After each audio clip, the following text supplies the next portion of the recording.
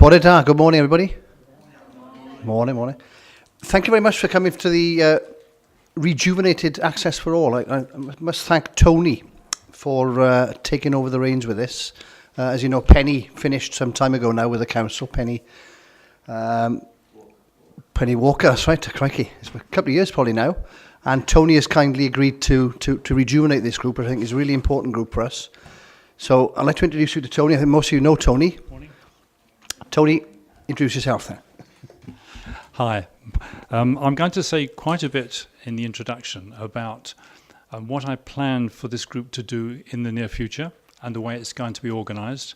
And I'm then going to go over the various issues that we've tackled in the last year as a result of the last Access for All meeting back in January. So first thing is an introduction. And I suppose the first thing you want to know is, who am I? My name's Tony Crowhurst, and I've worked with disabled people for over 15 years. I was a school governor for over 15 years, and I've been on the board of various housing associations for about 17 years. I have a disabled daughter who gets around on Zimmer's crutches and a wheelchair. I'm a trustee of two groups concerned with the quality of life of disabled people. One is CARE, of which you're all familiar. CARE has been around for 39 years. The other is the Disability Advice Project based in Cwmbran, and that's been working in Gwent for about 21 years. DAP's main work, it relates to the obtaining of welfare benefits for disabled people, but is also concerned with other aspects of the life of disabled people. And in DAP, I am the surveyor, the treasurer, and the guy who changes the light bulbs. Amongst the organisations that DAP has recently been working with are the Equalities and Human Rights Commission, Tai Paub, which works for equality in housing, Torfaen County Borough Council, Gwent Police, the University of South Wales, and the BBC. Indeed, in the BBC 6 o'clock news bulletin of a couple of weeks ago, it was actually the first item was filmed in our offices, and it related to welfare benefits. At the moment, the Welsh BBC reporters are using a template that we have produced to look at the accessibility of all the DWP and Capita sites. So we like to think that we're at the forefront of trying to make a noise for disabled people. I'd like to go into a few thoughts about why AFA, Access for All, is being relaunched. Peter Fox is the leader of the council, and he has consistently supported the concept of meetings of disabled people. He was disappointed when financial support for Jenny's role was lost. He is fully supportive of this relaunch. As you will see as the meeting progresses, many other councillors have been involved. Some will attend later on today, but because they're not here does not mean they're not interested. There are several councillors who have emailed me recently that have got full support for this meeting. In the past, CARE has been the go-to organisation for the council staff when they wanted opinions, consultations, etc. with disabled people. Occasionally, members of CARE have felt that the term CARE has okayed it, which we hear from council officers, has stretched the truth just a shade. With this relaunch, this will end. Consultation will now be a group exercise, and the restart of AFA means that it'll be everyone here who will contribute to consultations in the future, not just CARE. Now, forums such as AFA are also important for providing a mouthpiece for those disabled groups who numerically are too small to have organisations for themselves. I have a friend who has Ehlers-Danlos syndrome, and there are very few people in Gwent that have this condition, and so there's nobody to represent her. But I'm hoping that at meetings such as this, they will be included and their needs will be used as examples for how this group can help in society. One of the main points will be that the agenda of these meetings will be in our hands. The council have done their best since Penny left to put together agendas for meetings. However, by and large, the agenda has been in the council's hands. The councillors themselves realise that this may remove impartiality from their work, and so the returning of the agenda to Access for All is important. The council have been really helpful in providing this chamber for us, and they've also live streamed the television system. So those who cannot attend physically will be able to see and hear what is going on today through the internet. I know that's not ideal. You're all having to come to us, for instance. So I have 3 proposals to vary the situation. One is that we perhaps move this around. Alan and I have already begun to think about how we might do that further. My second suggestion is that perhaps we, together with Monmouthshire, put together a lottery bid which will provide some finance to help people attend these meetings and will perhaps enable us to have meetings in other locations. And my final suggestion relates to Torvine. At the same time that I am helping to put together this meeting for Monmouthshire, I'm also helping Torvine to start these sort of meetings. Perhaps in the future it may be suitable that we organise a joint meeting of the 2 organisations in order to attract more influential speakers and to develop a wider base of contacts. But these are thoughts of the future. Let's get back on track today. I would like each meeting to have a structure. My suggestion, and the way that I'll run these meetings in the next year or so, is that each meeting will have a theme. Each meeting will have a section for discussion of current topics and issues, and each meeting will have an education section. And now that education could be about a particular impairment, or new legislation, or the work of one of your groups, or even outside providers coming in and telling us about the things that they do. There are various bits of paper that I want to introduce you to today, and I'll tell you about them and the reason for the first one. We will be wanting to spread information, minutes, and any other bits of paper amongst the groups that are here today. And you'll have all heard of the general GDPR, General Data Protection Regulations, and that has an implication to what we do. So what I want to do is I want to launch this paper that's on your table here. All the groups that are going to attend, I want to have a printed sheet here which indicates that they are happy with the way that we will then use and distribute their information. This letter also tells them how they can extract themselves from that circulation list. But I'm hoping that through the use of this and the ability for us then to swap implications about the addresses, the telephone numbers, and to establish a network of contacts of you all between all of the groups here. So that form is one that I'd all like you to fill in for your groups before you leave today, and you'll be added to the database that we're producing, and hopefully there'll be several more we'll add it over the years. The key thing is the information in the box at the top, which lets you know how the requirements of data protection are being treated under the rules of the Data Protection Act. Please complete the form and sign it at the bottom. You will then be added to the database. I'd now like to go on to think about the meetings and the interests and backgrounds of the people who we will be inviting to come to these meetings. When I started thinking about what we were going to talk about and who we would like to be at these meetings, I put together something that I call a mind map. Now this is my mind map. Now I don't mean to make it difficult, but you can see that there are 5 circles around the outside. And these are the things that I think that we all need in our lives. We all need to know about housing and health, and how our lives are being supported, and we all need to have a social world, and we all want to be able to get around. Now you individually are that big blue blob in the middle, and they're your needs. And around that blob is the yellow circle, which is independence. The government have pushed us that care in the community and so many other issues, we have got to look after our lives ourselves. However disabled we are, that seems to be the thrust of everything. So having overcome that hurdle, each person then goes along the blue line and organises housing or health or support or social work. But I maintain that outside of this meeting, health should be talking to housing, for instance, and health should be talking to the support groups. That the people who organise transport and help our getting around should be considering housing and the way that the housing is organised today. So outside of this meeting, I want our meetings to be themed around these key issues. But these aren't the only key issues, because if you don't have money, then you cannot do any of this. So the other issue outside of the issues on here are the issues about PIP, and blue badges and attendance and carers allowance and welfare benefits generally. So these are the areas that I would like to get experts to come in to talk to us about. Now I'd like to speak a little bit about the changing role of care in the future. The name of Jenny Barnes is synonymous with care.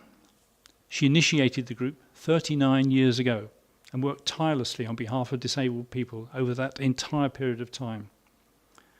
As many of you know, Jenny died earlier this year. I gave a eulogy at her commemoration.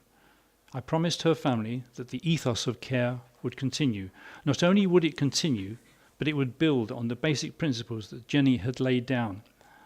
My proposing and organising this meeting is my primary way of ensuring I keep my promise. For many years, CARE had representatives of many organisations attending its meetings. In recent years, the numbers of organisations has decreased. At the same time, the age of the core CARE membership has increased. So I would like to think that Access for All can now broaden the base of interested parties by targeting themes at each meeting. I'd like to think that we can encourage new blood into the meetings by ensuring that we include meetings about caring and young disabled people, for instance. I would like to think that we can begin to get involved in areas we haven't before by offering views to the Welsh Government, the Equalities and Human Rights Commission and other national bodies. I'd like to think that our links with the Council will grow stronger through a more structured approach to our engagement with each other. I'd like to think that the Council will grow to look upon Access for All as a good friend, one who wants to help the county to improve the quality of life of disabled people, for instance by standing on common platforms. So what of CARE in the future? Our small group may continue for some time yet, but CARE will be replaced as the consulting body for Monmouthshire County Council by Access for All. The memory and ethos of Jenny will continue in the work of Access for All, and in this way, all of Jenny and CARE's hard work over all those years will be continued by a new group of concerned and interested people, you. So who is AFA likely to want to work with? We know of the poor financial settlement that the Welsh Government has given to this county over many years. The county needs help. We should be prepared to stand with the Council in being critical of the Welsh Government. We should think about ways we can contribute to lottery bids. We should be proactive in suggesting ways whereby the third sector can help the county. But that's not my decision to make.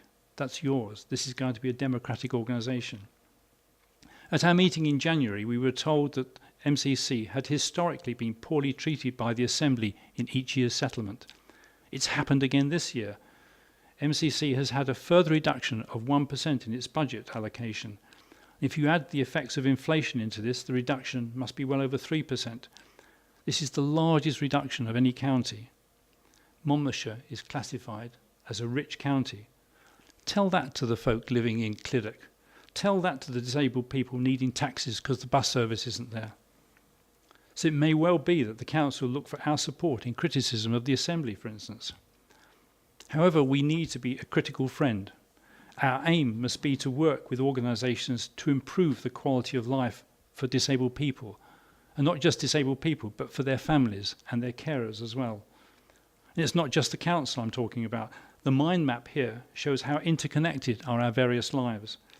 So we must endeavour to work with Anara Bevan Health Authority, with the police, with the housing associations, with organisations providing care, with any other body who have some way of affecting the quality of life of disabled people. But we must be prepared to understand the perspective of all these other organisations. They have businesses to run. We must try to work with all these organisations, not to be always making criticisms without offering meaningful alternatives. So what do I see as the content of the AFA meetings in the future? Well, I'll now describe my ideas about where we're going to go. And I suggest that the structure that I'm suggesting will suffice for at least the first year's meetings or so. I propose that we have 4 meetings a year, but that we establish ways of working with each other outside of those meetings. And what will we be talking about, you may wonder? Well, I showed you this mind map behind me earlier, and here's the full one. Come on. Now that's That's the full mind map. You don't need to know the detailed content of it, but suffice it to say that it looks complicated, and the lives of everybody, but noticeably disabled people, are complicated. From the middle, the 5 areas you see there, you saw earlier, and around the outside we've got issues such as transport and the details about taxis and buses and stuff like that. But in the corners you see boxes, up here, and here, and here. And these are the external influences on the lives of us. Though there are things like the active transport in consultation, there's the equalities legislation, there's the parliamentary reviews of health and social care, there's the Social Services and Wellbeing Act, there's the Future Generations Act, there's loneliness, about which we'll hear more in a minute, and there's the question of benefits and the benefits not being increased over the years and all the rest of it. And out of this, though, can come the themes for the meetings that we're going to have in the future. So what do I think these themes are going to be? Well, I think the next 4 meetings are going to be about money and housing and health and young disabled people. You can vary this, but with money, I want the next meeting to talk about the council budgets, but also talk about welfare benefits, to talk about poverty and other aspects of the financial situation of disabled people. The housing meeting will talk about, for instance, the role of planners in structuring the housing provisions of the future, how to get on the housing lists of housing associations, disabled facility grants, the security of housing estates. So we can bring in the police, we can bring in housing associations to tell us something about what they're contributing to the quality of lives of disabled people. With the health meeting, health has traditionally been the hard organisation to get to any meetings. They very rarely wish to discuss, but there are areas where they are. They're working with some housing associations, for instance, at the moment, to help with the release of people from hospitals. So under health, we could talk about the integration of social services and the Nara and Bevan, for instance. We could talk about the In One Place initiative. We could talk about preparations for leaving hospital and how it lets down disabled people. We could talk about care. And when it comes to young disabled people, I can't remember specifically having a meeting where young disabled people were discussed at the previous Access for All meetings. But we need to look at things like special needs provisions in schools, about transition, about care of young people, and that's a whole meeting which we could have in the future. And so that we can structure these meetings around the needs of the group, I'm proposing that we use a standard questionnaire.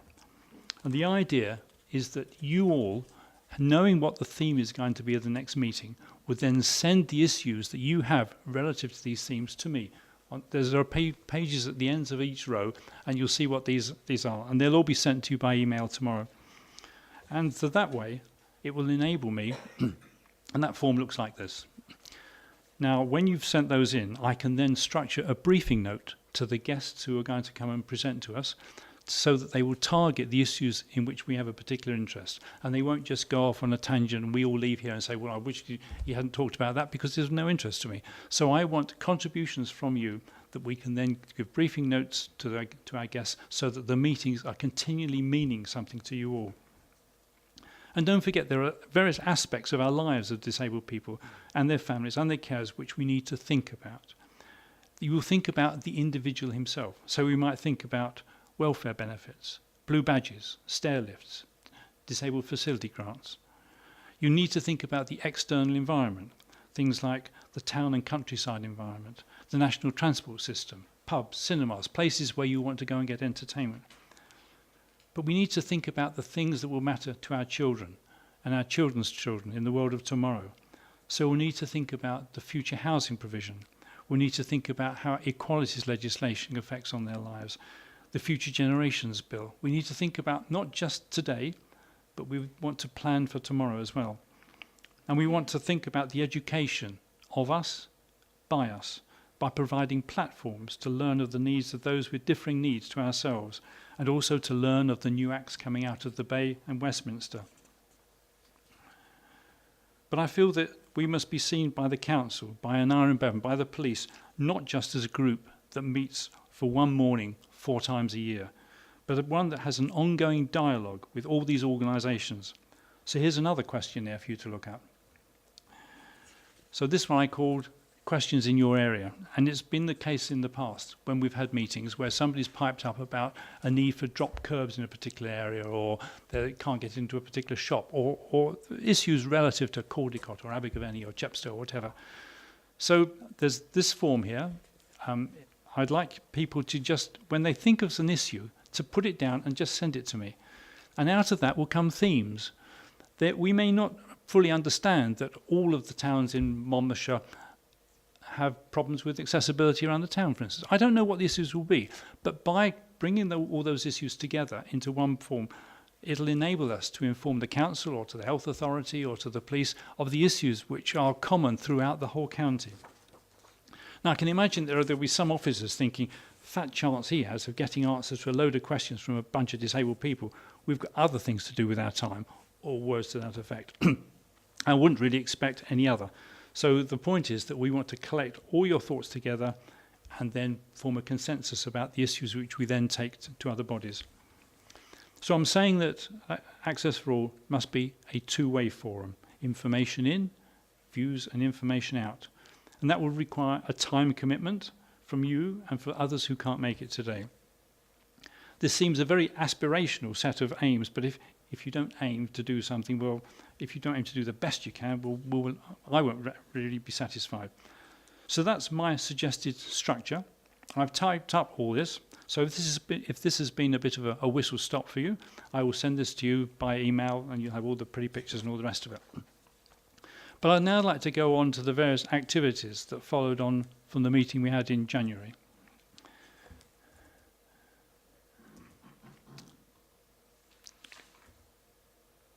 So I want to show that there are issues that CARE raised at the last meeting, and we've raised them strongly with the council.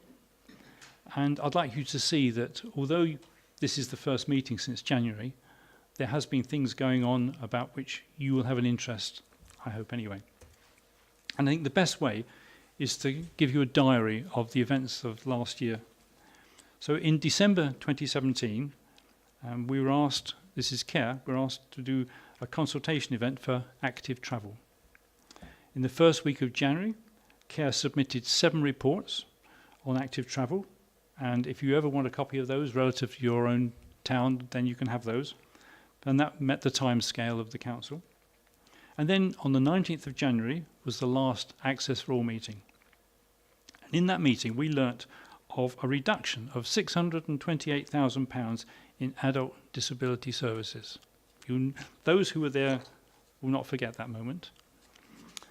On the 21st of January, CARE sent a paper to the County Council giving details as to why we couldn't agree to such a large budget cutback. On the 28th of January, CARE made an official complaint to the Council about lack of acknowledgement to our previous email. On the 2nd of February, I sent an email to Paul Matthews, the Chief Executive, telling him of our concern over the budget proposals. On the 8th of February, the deadline for our original complaint ran out. There was no response. By the 16th of February, there was still no response. So I sent an email to every single councillor. No response. So on the 21st of February, I sent another email to all the councillors, and my language was perhaps slightly, I never swear, but it was slightly fruitier than it was in the previous email. And then on the 22nd of February, I had reams and reams of emails. Peter? Yourself? Yeah, well, the response was poor. Peter Fox, in particular, showed that the council had begun to understand some of the points raised in the emails I'd sent out. I received many emails of support for the needs of disabled people from a range of councillors, and they were wearing all the different coloured rosettes that you vote for at the elections. The 27th of February was quite interesting. I was in the shower, and Debbie Blakeborough phoned me and said that we have a scrutiny committee today. Could you attend it, please? I was about to take my disabled daughter to Cardiff, and I explained that I couldn't turn up immediately, but I would be there as soon as I could. So I arrived, I don't know, about 11:30 or so, and I was sitting in the corner here with Alice, and they were talking about transport or something. And then Jane Pratt said at the end of that debate, she said, "Tony, would you like to come and address us?" Now, on my way back from Cardiff, I've been thinking, well, what on earth is this meeting all about? But I was asked, and I had to come and sit up the top here. And because all this was at the front of my mind, I must have spoken for something like half an hour. And by then, there were lots of issues that had come up. But that day, it's the longest I've ever spoken off the cuff, but it came from the heart, so I guess it was relatively easy to do. And Peter's just advised me that there are some issues that we raised then that have affected some of the actions of the council since. So between March and May of last year, or this year, CARE has produced a series of papers, one on the budget, one on the principles for engagement, one on the operation of the Equalities Act, one on disabled facility grants, one on housing, one on loneliness. And on the 15th of May, CARE met with various councillors and officers during that day, and we talked about some of the issues that we had raised. On the 17th of June, Jenny Barnes died. Her husband had only died in March, so the family took a big hit this year. On the 13th of July was Jenny's burial and commemoration. In August, CARE made the suggestion to relaunch the Access for All meetings. And the proposal is that CARE facilitates the meetings but begins to offer other groups the opportunity to come and chair it. In October, CARE complained about the Redrow advert that's currently on the MCC website. And today is the relaunch of the Access for All meetings. I think it's fair to say that out of these series of emails and meetings has emerged a series of learning experiences for all of us. And if you'll pardon me, I'm now going to go through these just to illustrate the issues that we've raised and the way that we've raised them.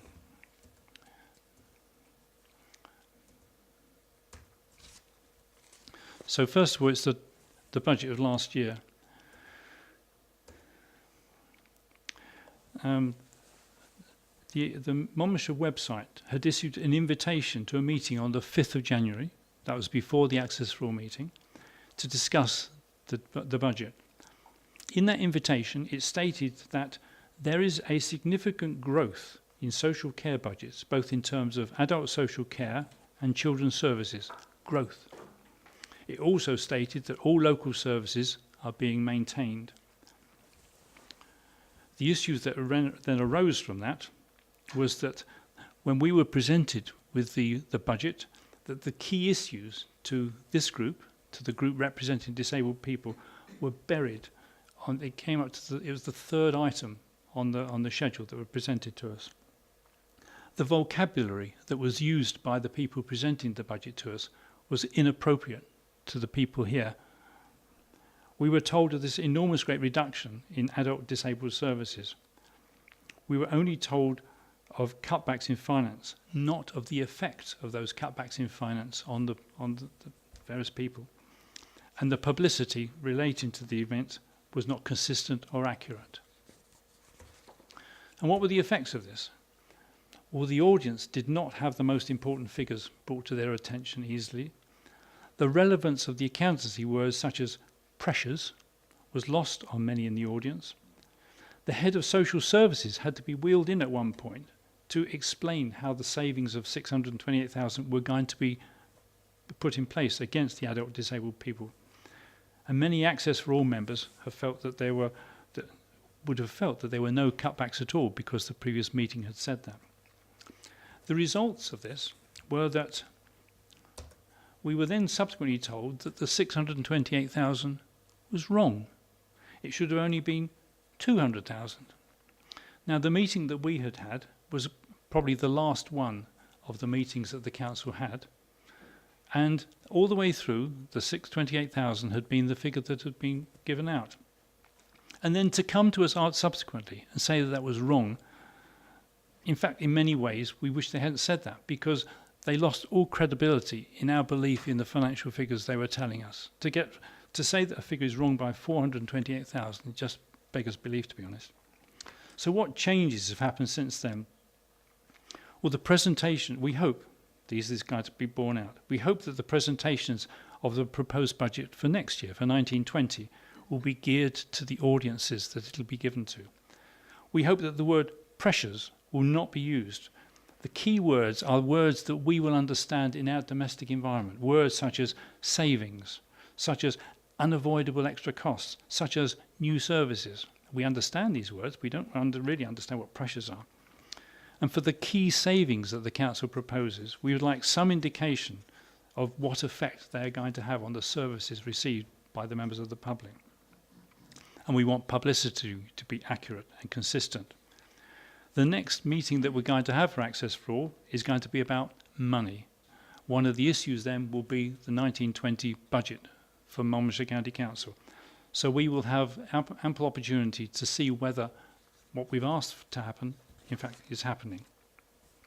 The second issue that we had then was about principles for engagement. Now, I mentioned that we had been asked to come to the active travel meetings. The issues that arose out of that meetings was that it was held in a country club several miles away from any centre of population. It was held at 6 o'clock in the evening.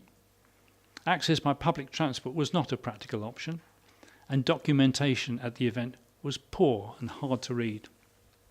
And what were the effects of this? Well, there was a very low turnout. There were 14 people there. 8 of them were members of the county council. Most of the rest seemed to be interested in cycling, and I was the only one representing disabled people. So there's no surprise then that there was poor turnout. The fact that the plans were very hard to read meant that we couldn't spend all the time that we had there actually producing a decent critique of the information we were given. So we would say that somebody has to look at the way that plans and information is given at meetings such as that. The effects, well, we would like to think that in the future that there will be more consultees will be more accessible, so that perhaps they will be held in Usk, or that they will come to us, they will be sent to AFA, for instance, and then we will distribute them to all of you, and you'll have your own time to consider the issues, rather than have a straitjacket said you've got to come to the Court Blethen for 6 o'clock one evening, you've got 2 hours to judge on it. That's not the way to carry out decent conversation. Now, there are 3 consultations at the moment that are going on in the County Council. There's one relating to a lift in Abergavenny Town Hall. There's one relating to the redesign of Caldicott Town Centre. And there's one relating to the redesign of the Leisure Centre in Monmouth. Now, I'm sure that these are issues which we would all like to know about. And so what I'm hoping is that as a result of the relaunch of Access for All, we will get to learn of all the consultations that are out there, then you will. And then if it's in your patch, then you go along and you tell us what you find when you get there. And that's my way of feeling that this goes on. The next issue that we had was the Mon Life Business Plan. The Mon Life Business Plan appears to be the way that Monmouthshire is going to run itself in the future. We actually noticed this by accident. It wasn't brought to our attention, but I have a friend who goes through the council minutes very religiously and noticed that there was a document related to this within the council meetings. Now, there are 84 pages in the Mon Life Business Plan. Nowhere in the Mon Life Business Plan was the word disability or elderly or carers. None of them featured anywhere.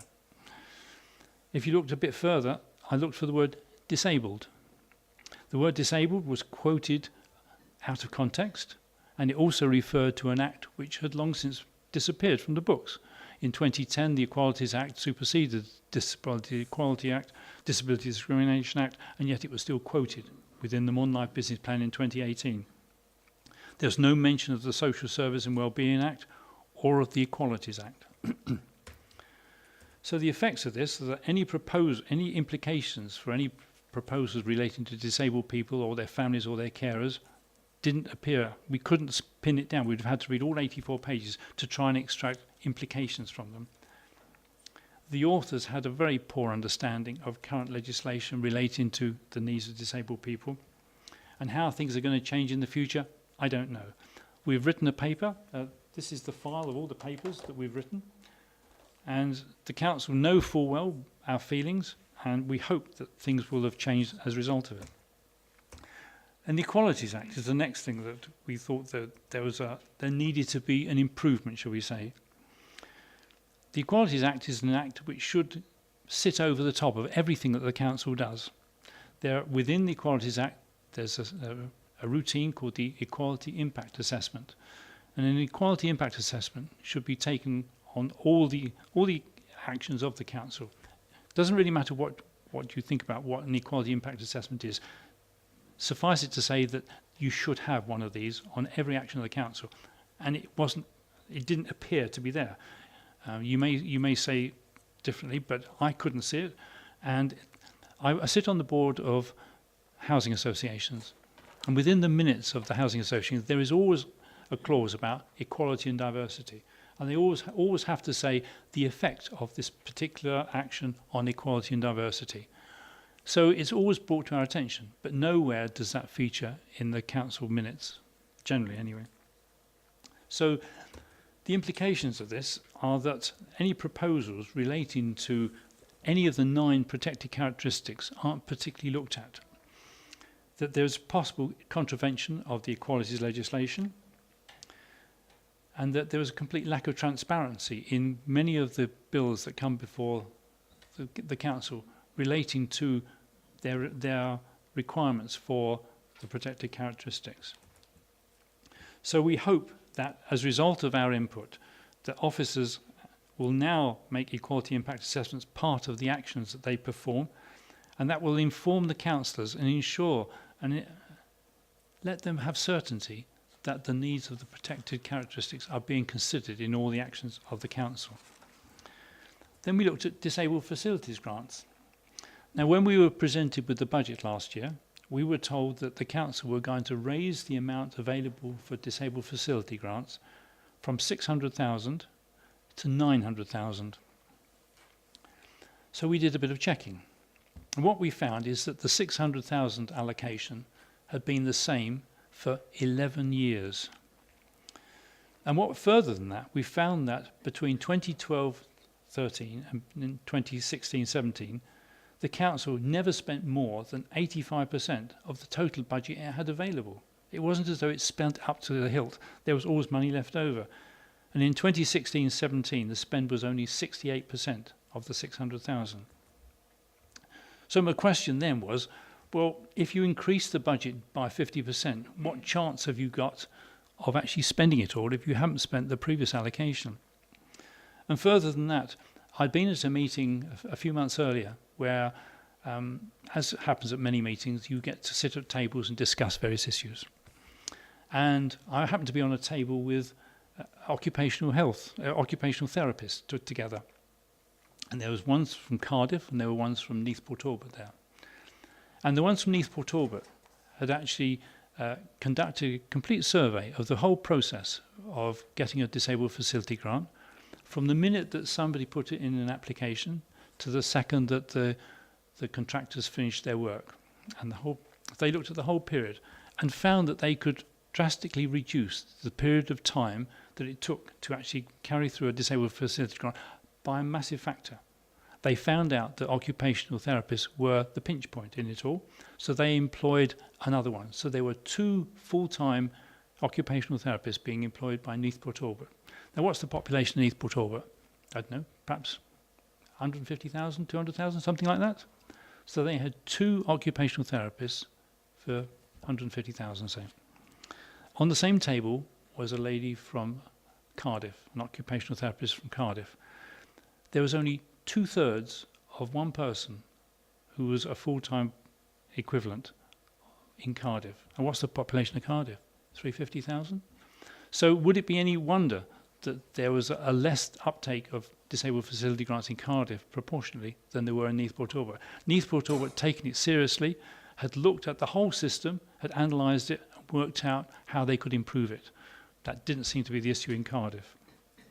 So, and it didn't seem that if we were going to increase the amount of spend in Monmouthshire, perhaps a similar analysis ought to be undertaken just to see where the money should be spent and the better system organisation. So the next thing came on to housing. Now we haven't got any particular, nobody's come to us and said, can you consider housing?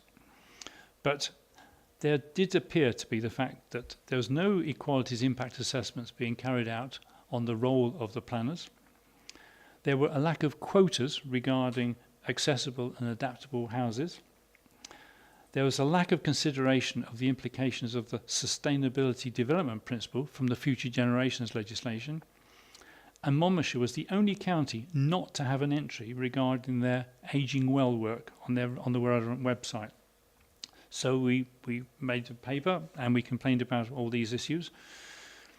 The issue about accessible and adaptable housing is somewhat difficult, and one of the meetings that we're going to hold, I think the third meeting of the New Access for All group, is going to consider housing. The reason why it's difficult is because the regulations in Wales are now different to the regulations in England. There's a phrase that's often been used, which is lifetime homes, and that is still used in Wales, but it's been superseded in England by a change in Part M of the building regs. So there is, and we know that the Welsh Government are looking at the way that the regulations relating to housing is put in place, but we don't know yet how that's all going to change. But the key point is that we want the buildings that are being built today will still be around in 50 years, 75 years' time. They will be the homes that our children and our children's children will be living in. Some of them will be disabled. So what we want to do is, if we make wrong decisions today about the housing stock that's currently being built by the Barratts and the Wimpys of this world, we are not just affecting today, we are affecting long term in the future. So what we're asking for in another forum, and we have the backing of the Equalities and Human Rights Commission in this, is we want quotas to be put out by the planners so that even the Barratts and the Wimpys and the Persimmons have to provide a certain number of accessible and adaptable houses amongst their stock. I've recently been around all the new housing estates in Cwmbran, and I had learnt to my amazement that Redrow do not have any two-bedroom properties on their pattern book, none at all. So their ability to plan for the future is impossible. There's nowhere for us to downsize to. There's nowhere for disabled people to go to in the future. And so when I found it on the website, I was naturally complaining about that. So the changes, we want Access for All members to be part of the consultations for any new local development plans. We're already part of that discussion in Torfaen. I was at a meeting only the other day where this issue came up, and the Torfaen planners assured us that they are already working with the planners in Monmouthshire about this. There's a lack of houses to downsize to. We want the planners to consider a quota. The Equalities and Human Rights Commission have told us there is one county in Wales which has a quota, but they're not allowed to tell us who it is. We think it might be either Ceredigion or Powys, but we're not sure about that. But at least one county has taken the bull by the horns and said, we want quotas. We want there to be the ageing well issues to be addressed. And I've looked into the Ageing Well website yesterday to find that now there is a link. So perhaps the comments that we made earlier in the year have now had a meaningful effect. But the result of our pressure in planning will only be brought out in time. Then we had to look at the website. Now, when I did a search on the website for the word disability, the sequence of issues that came up, the first issue that came up was wheelchair accessible vehicles, and then community learning disability team, learning disability strategy, blue badge and disabled parking, disability sport, short break service for children, restructuring of disability services team, and finally, something about social care for adults. I would have thought social care for adults was a bit more important, to be honest, than disability sport. I know there's a thrust to make sure that the whole of the country is fitter and therefore less likely to use the health service, but for care to be off my screen and below the issues about disability sport on the Monmouthshire website, what I thought was poor. So certain elements of the website we said needed changing. And what I've recently learned is that the guy who's charged with looking at the website in Monmouthshire, he's emailed me to say that there's a major review going to take place about the content of that website, and they're also that the council are going to use the updating of the website as a key aspect of say deflecting as many freedom of information requests as are currently coming into the council, apparently. And then the last thing that we had to go at was loneliness. Loneliness is caused by a string of things. Care in the community causes loneliness. The locations of jobs. You all remember Norman Tebbit all those years ago telling you to get on your bike. Well, the net effect is that it's broken up the family unit. People are split out all over the country. Another effect of loneliness is caused by poverty, living on benefits, the breakup of the traditional family unit, increasing life expectancy, homelessness is increasing. There are obviously things being done within the county, but we're not sure how widely those things are known about, but we will know shortly. There's also guidance out there. The guidance is called Loneliness and Isolation, Guidance for Local Authorities and Commissioners. However, this doesn't appear anywhere on the Monmouthshire website. It doesn't seem to be very well advertised.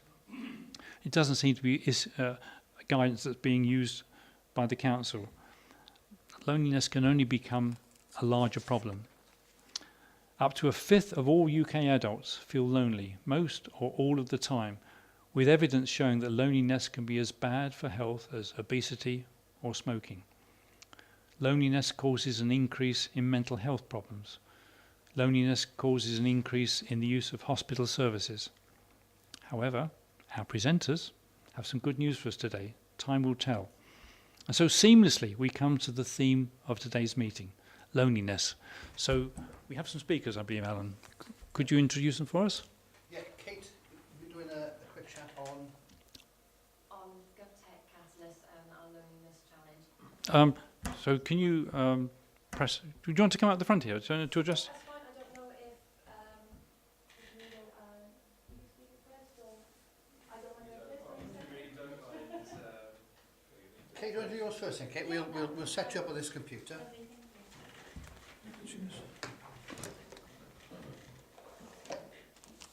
Sorry, could I ask, Yes. are we going to have any discussion on the things that you've said to us so far? Well, I wanted to see how the meeting went. I'd like to do the loneliness thing, and then I want to debate about anything that I've raised this morning. It's open house then, okay? But that is factored in, yes. I mean, this is democracy. It's not me just doing my bit.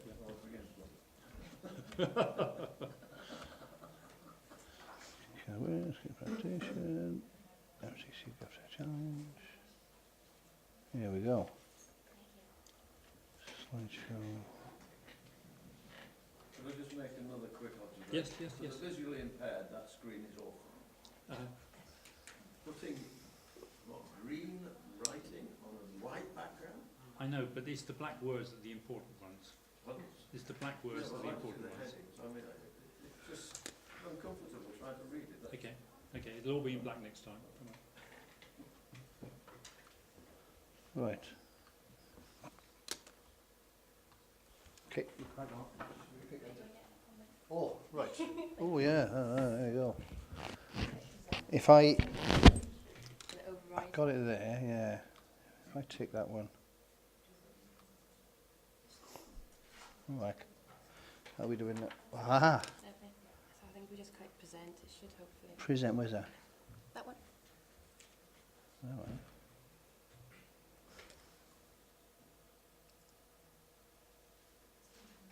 We're here. Yeah.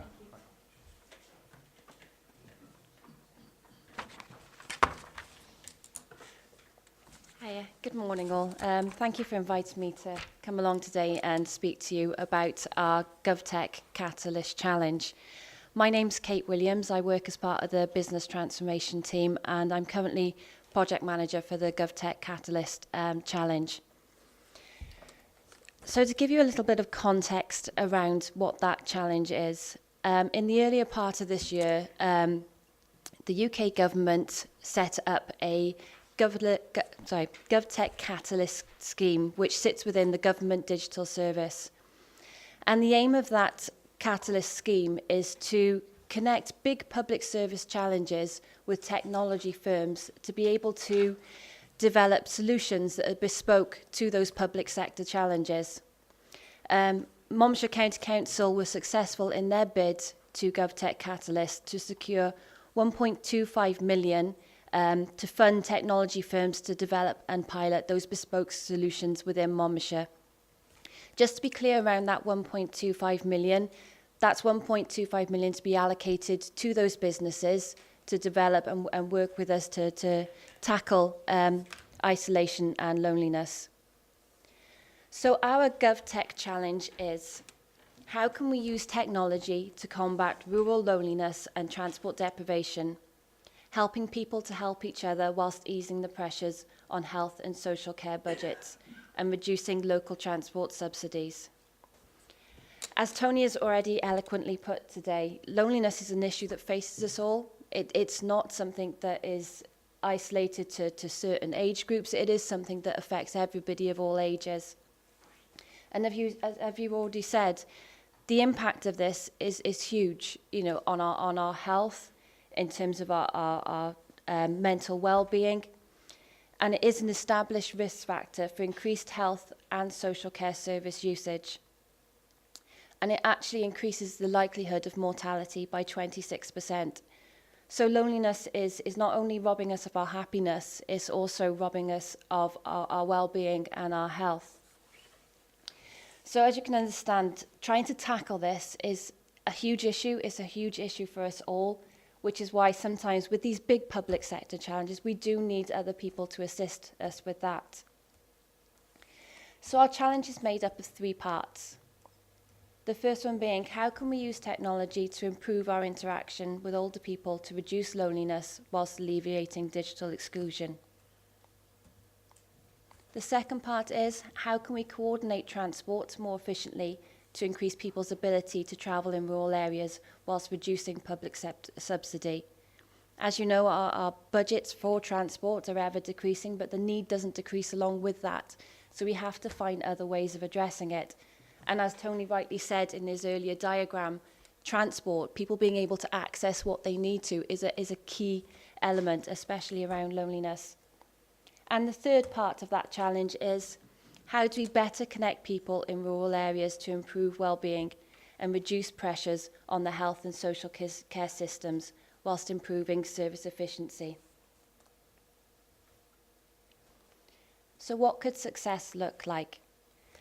The wonderful thing about this approach, setting the challenge out to businesses and then put forward what they could do to help us, means that we were pretty much open to anything. You know, people could suggest any project that they thought could have a beneficial impact on addressing loneliness. But there are some kind of key areas, key themes that we're hoping that will be addressed through that. And those are a greater sense of well-being, purpose, and belonging for people of all ages. As I said, this isn't something that just affects one age group. This is something that affects us all. Increased transport opportunities that are affordable and sustainable. You know, we can have more transport services, but if they're not actually affordable and accessible to the people that need them, then they're not fulfilling their purpose. Reduced health service admissions, decreasing future service provision and public sector costs, but also helping people to stay healthy for longer. Increased economic prosperity and reduced inequality. And adaptable, sustainable and scalable solutions. So whilst this may be a pilot to begin with, we're hoping that the impact and the benefits will be far beyond, you know, a single community, even Monmouthshire, and hopefully the impact will go beyond our area altogether. So the actual process is that we set out the challenge at the earlier part of this year for technology firms to put forward their applications. We were blown away by the level of response that we had. So this is obviously something that people are passionate about and that they want to help solve. We had more than 100 companies register their interest, and this resulted in more than 50 applications. In terms of the GovTech challenges that have been launched so far, This is the highest number of applications received to date, and that just shows that this is a really important thing for people that want to address. So from those applications, the assessments have been done, and 5 projects will be taken forward to be funded. Unfortunately, at the moment, we're still in the stages of agreeing those contracts, so I can't share with you the details of those projects yet.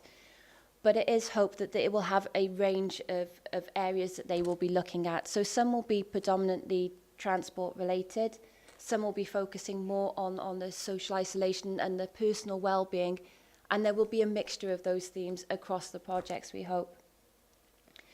So just to give a bit more detail about how that funding works in terms with this challenge, the process, which is called a Small Business Research Initiative, is spread across 2 phases. So in phase 1, these companies will be funded 5 projects up to £50,000 each, including VAT, to look at research and development with their projects. From those 5, 2 will be selected, 2 successful applications will be selected to then go on to phase 2. In phase 2, each company will receive up to £500,000, including VAT, to take their solution forward into an actual product or service. So they will be actually having something tangible to go out into communities to test, to try and to find out what works. In the end, that will go on to actual services that will be commercially available to us, but also to organisations far and wide. So as you can see, this is a challenge that we can't tackle on our own, and it's really a big opportunity that we're given this funding to work with companies that we'd possibly never have the opportunity to work with normally. Technology isn't the answer to everything, but it is an enabler. But with any technology, it's only as good as people's ability to use it. So a key part of this challenge, and one of the specific criteria that we set in it, is that it has to be developed with the people that are going to use it, developed with the people that this could benefit. So I suppose my invitation to you all and to this group is that if you do feel that you would like to be part of it, if you would like me to share your contact details or any further progress in this area with you, then please do get in touch with me, because we need the people who is going to benefit to be part of designing it, to say what works and what doesn't work, and to make sure that any technology, any solution that is designed is actually fit for everybody's needs. You know, that we are addressing something that does provide access for all. So as I move on to the last screen, my email address is on the screen, and if anybody would like to get in contact with me, then I invite you to do so. On our Monmouthshire website, we do have a GovTech Challenge page, which provides a small video describing a little bit more about the context of this challenge, and also some of the additional information on there. So I'd invite you to take a look at that, and if you would like to get in touch with me and find out a little bit more about the GovTech Catalyst Challenge, then I'd invite you to do so. Thank you. Thank you. Thank you.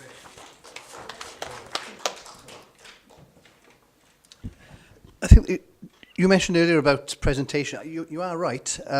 It's something I've been banging the drum about for years about. Quite often presentations are very pretty, but the colours don't. Yeah, I made a comment from a previous meeting I was there. It wasn't an Access for All forum, it was another meeting. I think it was about the Wellbeing Act. And I was sat at the back there.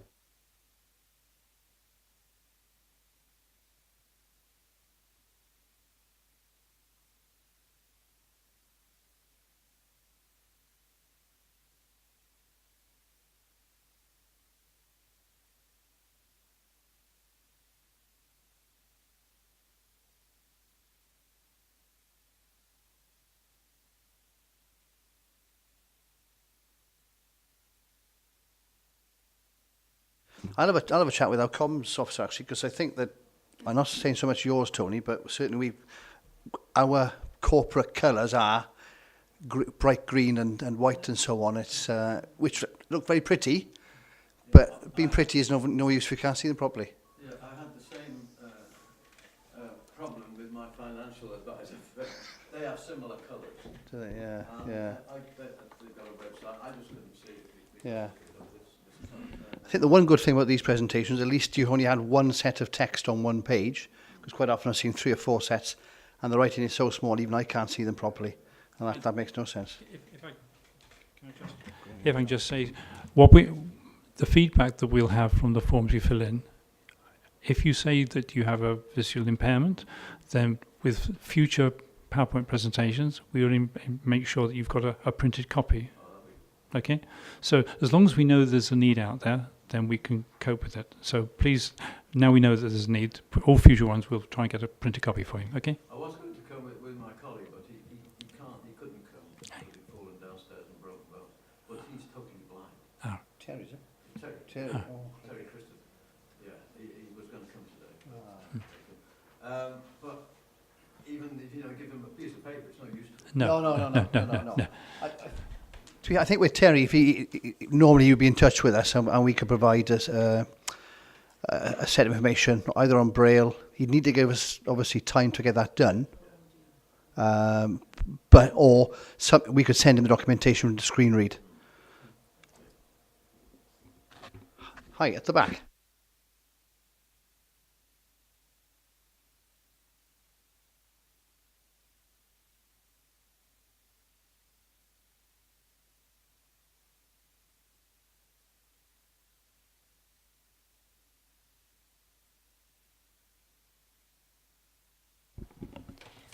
Thank you, Francis.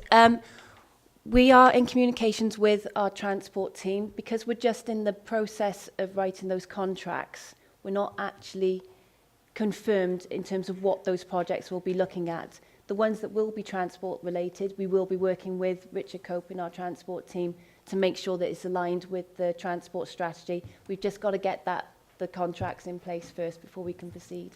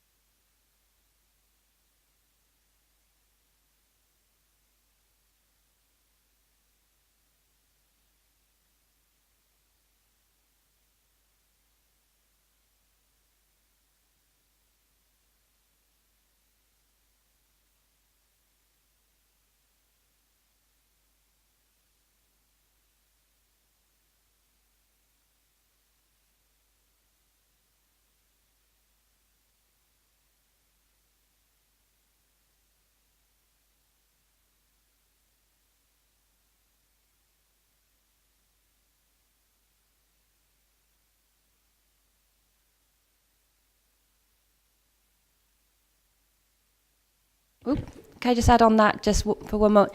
In terms of the wellbeing assessment, that is actually what informed the application in the first place, because as you rightly said, it's a key aspect of people's well-being, their ability to live their lives as they want to. So the actual original bid was informed by the wellbeing assessment and the needs that were identified out of that. But thank you, Francis. Anybody else want to make any comments? I'm just conscious there's quite a lot of presentations here, but we want to give you an opportunity, obviously, to question the people in the room. Well, there's a few other things I'd like to make. Yeah, sorry, a few things. You've taken I think it's a good move to get our contact details, right? So that you reach the right people. But this is only for the people who are here today. Well, what I'm concerned about, am I the only one here who's representing the visually impaired? Anybody else? Right. Well, there's a visually impaired group in Abergavenny, I believe, and so they should be here. I don't think there's one in Chepstow, but I don't know about the other parts of Monmouthshire, you see. And we ought to have, as a group that is representing the disabled, we should have a list of all the organisations who are disabled or some aspect of disabled. And and try and find those groups and get hold of the contacts and invite them to these meetings. So that would be the first thing I would recommend that we do. The other thing is, you mentioned the changing role of care. Now, previously, well, it still is up to this point, the organisation that the council go to consult the disabled. Now, in Monmouth, we've never felt that care has represented us, right? And I think Jenny was aware of that, but it's not something that was easily to solve. And we did, when Penny Walker was organising this group, we did try to set up a group that would represent all the disabled groups in the Monmouthshire. Now, are you saying now that this group is the group that will do that? That's basically what you're saying. There are. Do you want to switch yours on? Oh, sorry. We haven't quite finished the presentations on loneliness yet. So if you allow me, let's finish the loneliness and then we'll come to these issues, because I want to leave here today with a clear understanding of where you want this group to go. Okay. So we have other people who are going to say something about loneliness here. Well, Nicky Needle can't be here today, but I've been given a last-minute pass to just read this particular one for you. Now, I don't think this is... No, how do I get this? It's not on a PDF.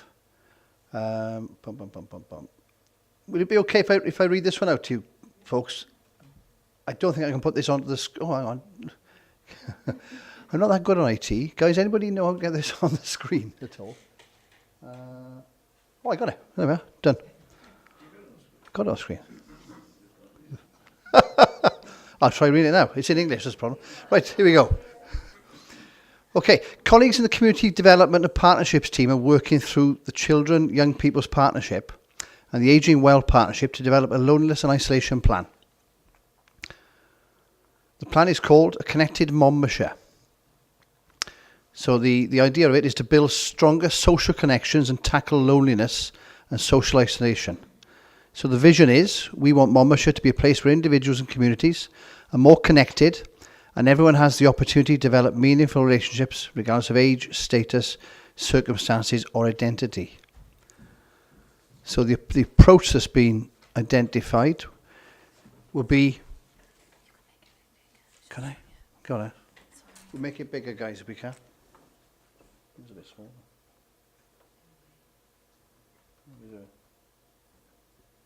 Bit less.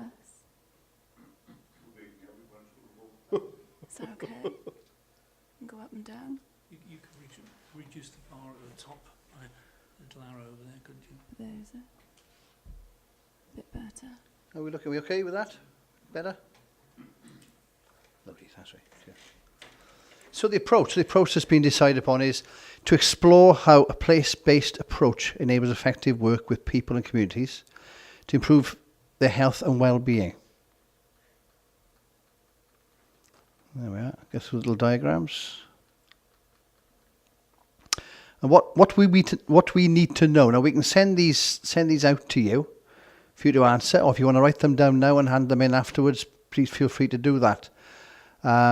Question 1. What needs to change in your community to reduce loneliness and social isolation and increase the range and quality of social connections?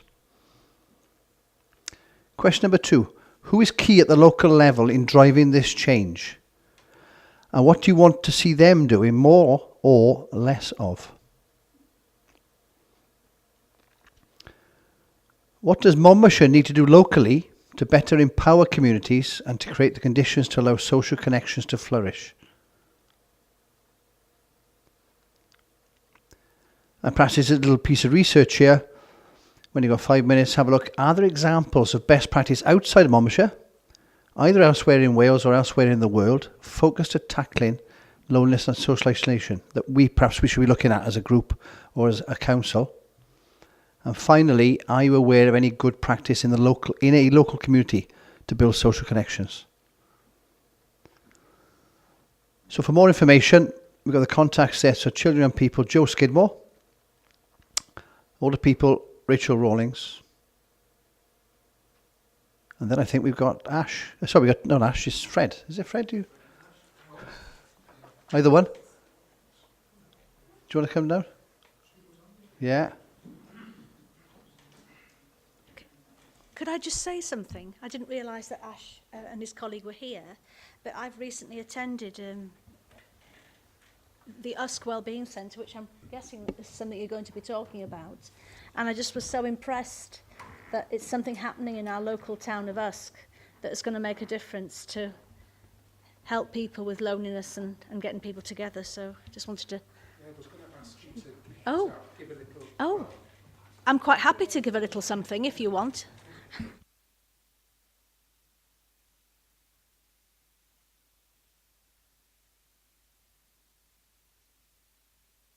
Hello, everybody. Hello, hello. How are you doing, Mr. Transport himself? Mr. Transport himself? I know. That'd be brilliant, yes. Does this work? Yes. I know. I don't think there's a greater brain in the world for bus timetables.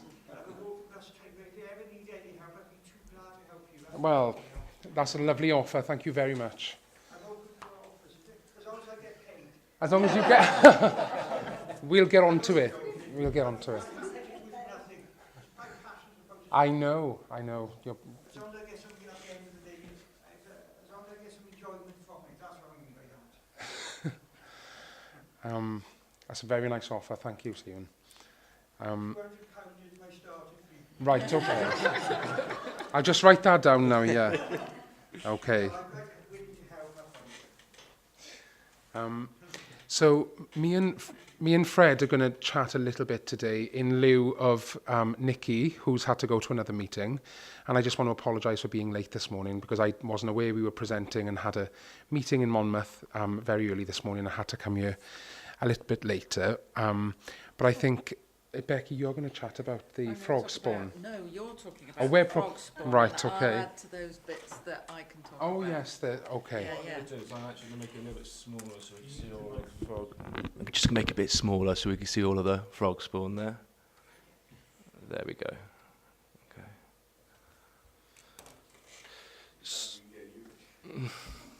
Okay. Well, we'll understand these, sir.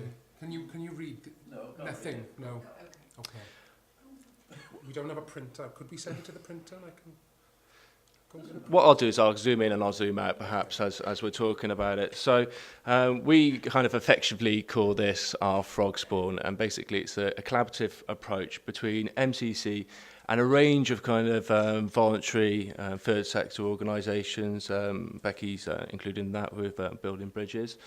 And the idea behind our approach is to work collaboratively. So we don't want to be working in silos separately. We want to be making sure that we are really providing joined up and seamless services. So for the last year now, we've been meeting and we've been developing relationships with our third sector partners and enabling them to make relationships with each other so that we can provide more effective services, basically. And here is the kind of what we call the frog spawn, and is the list of all the different organisations that we work collaboratively for.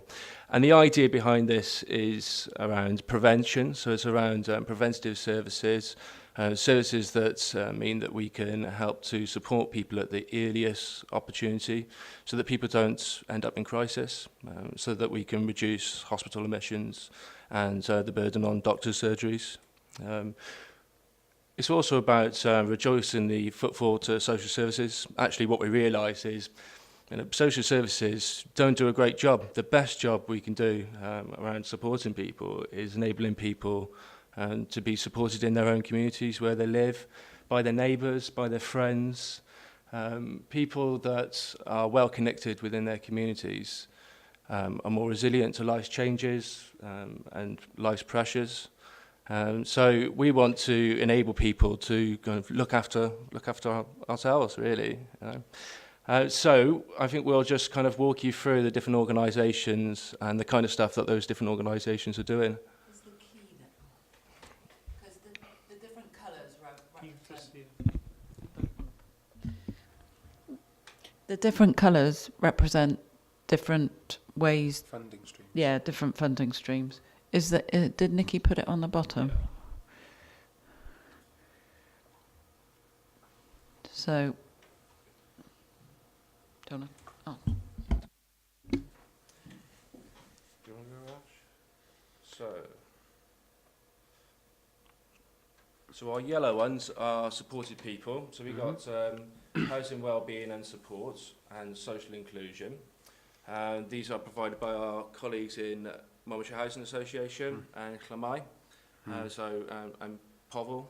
And they provide kind of housing, wellbeing support, social inclusion. So they might do transition work with individuals in the community to get them involved in various different kind of activities, and then they'll fade out, or they'll do more intensive long-term housing and wellbeing support. And then we have our dark green, which is me and Ash, so that's community wellbeing and enterprise, and we are funded by ICF.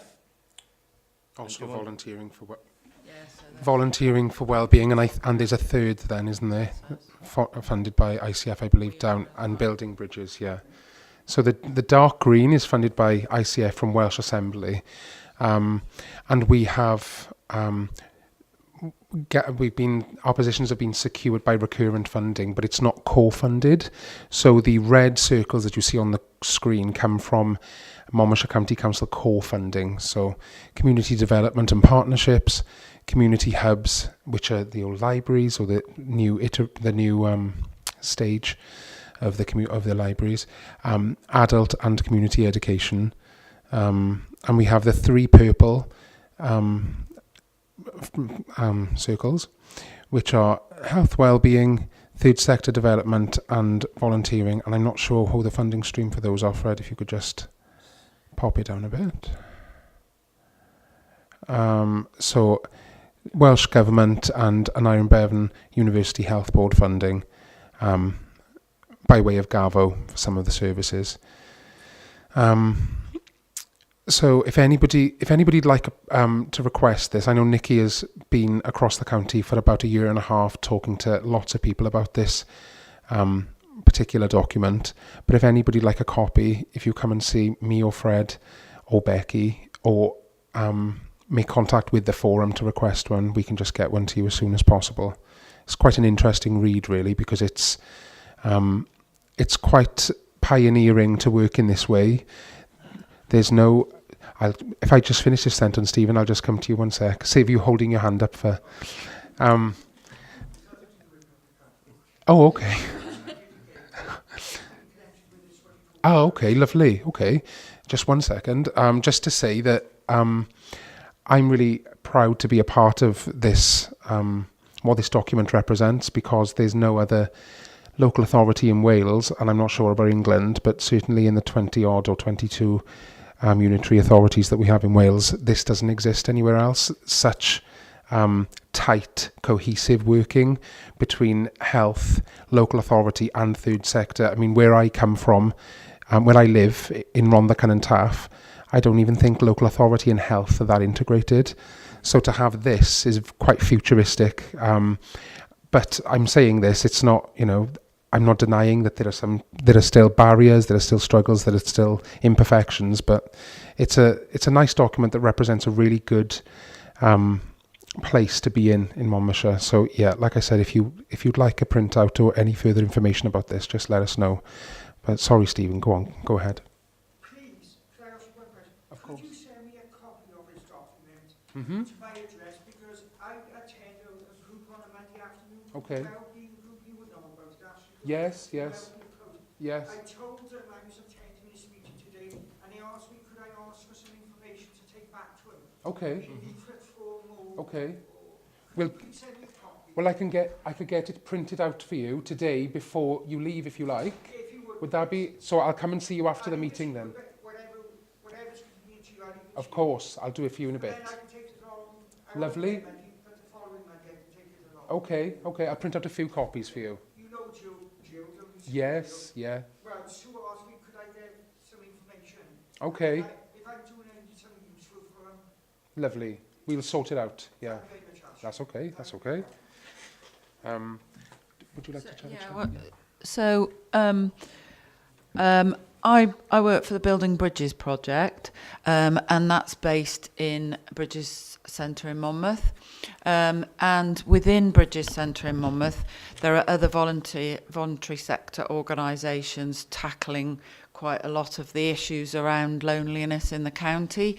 So the project I work on are for young people with additional needs, but we've also just recently taken on helping facilitate Monmouthshire People First, so as well. So we're looking at all those different aspects of people with additional needs.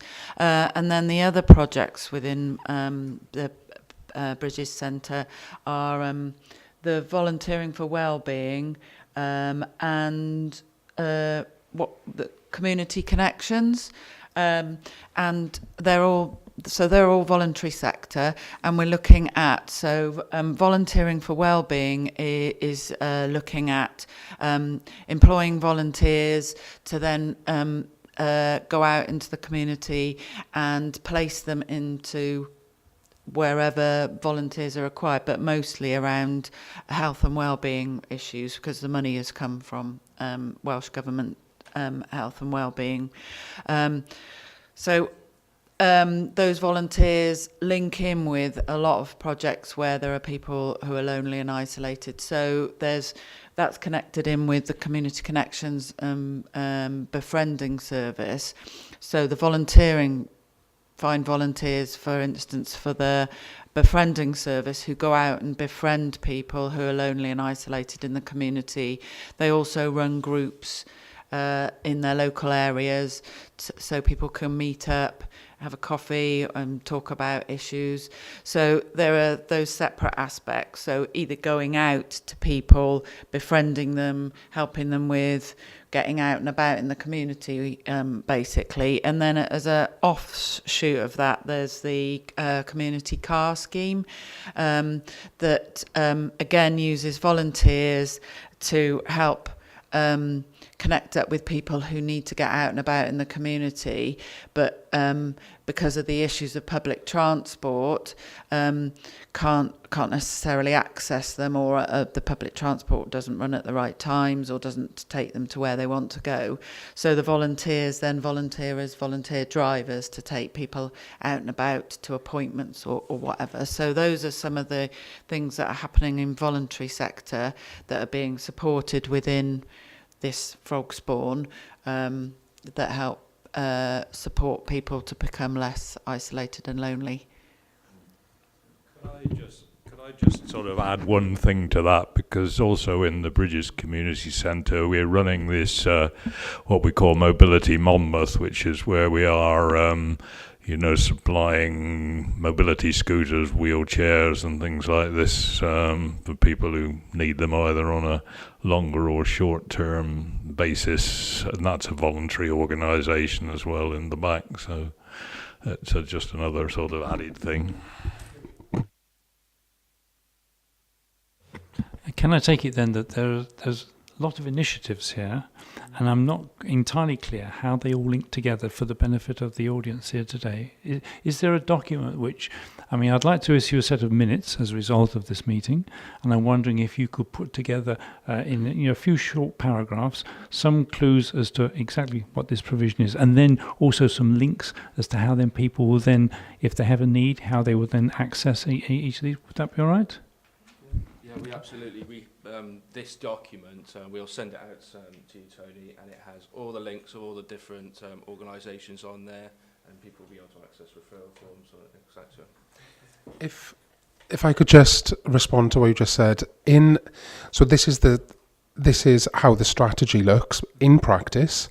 Like Fred said earlier, we haven't met for a while, but we've been developing an evaluation framework around storytelling, because a lot of the work that Fred and I do, and all of the people actually in this group, is very difficult to measure with numbers and figures.